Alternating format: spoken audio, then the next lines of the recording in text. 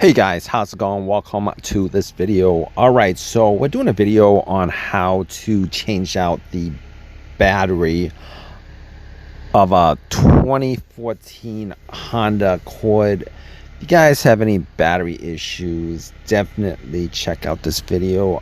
This is essentially what to do. I'm gonna give you some diagnosis of what you guys could look for if you guys have battery issues. Now, to be honest with you, if you guys think you guys have battery issues that's causing your car not to start, or for whatever reason you're losing power or something like that, but in most cases, if you guys have battery issues, it's probably because you have either a slow crank issue, slow crank, no start, no crank, no start, no power, no start, one of those issues.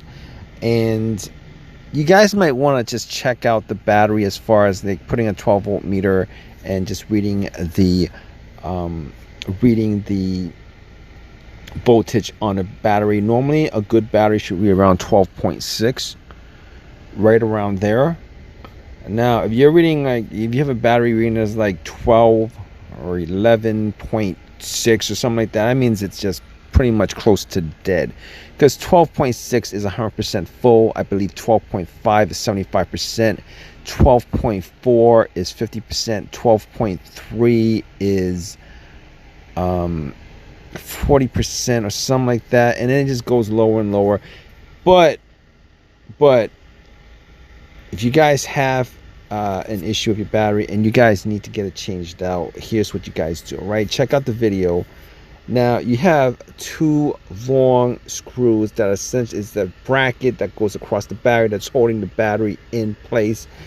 I believe the 10mm bolts, but you guys probably need to get like long sockets for those bolts.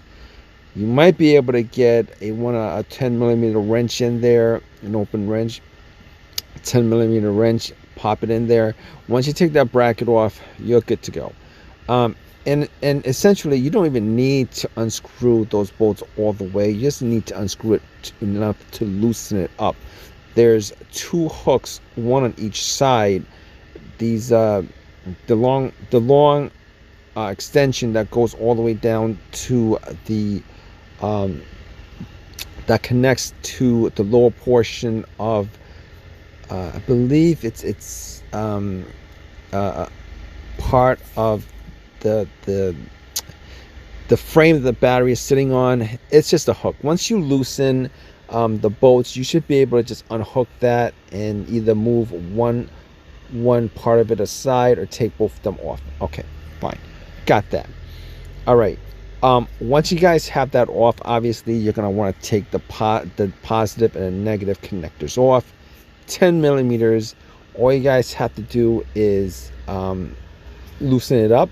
Once you guys loosen it up, just take the connectors off the terminals, and after you do that, take the battery out. That's all you got to do. Take the battery out, and then you guys, when you guys put the new battery in, pop the new battery in, just hook up one side.